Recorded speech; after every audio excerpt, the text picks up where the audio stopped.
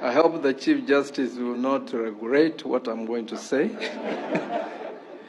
But I wanted to say, and this message is for politicians who are here. In my office as Chief Justice, whenever I interacted with the presidents, deputy presidents, I used to tell them one thing, that if you think you can enslave the judiciary, it can also be enslaved by those who come after you. And they can come after you literally. And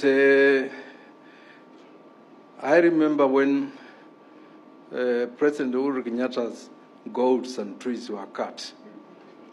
I tried to call him to remind him that we had that discussion,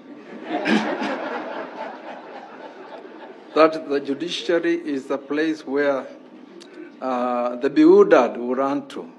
That's why we were called the Temple of Justice. Because that's where the Constitution protects anybody. Even Matiang'i, when his rights to privacy were violated, I tried to call him.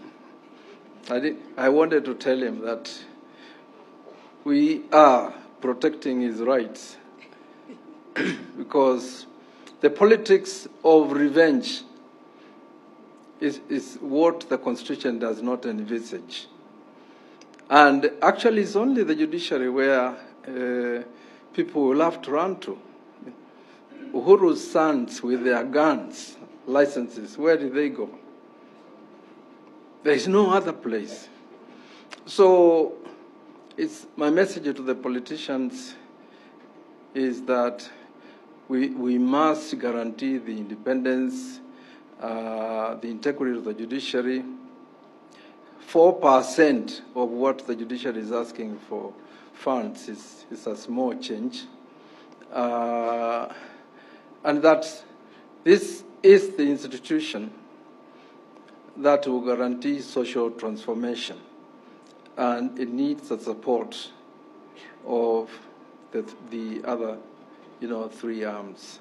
And I thank you very much. This message was specifically for the politicians, not the judges.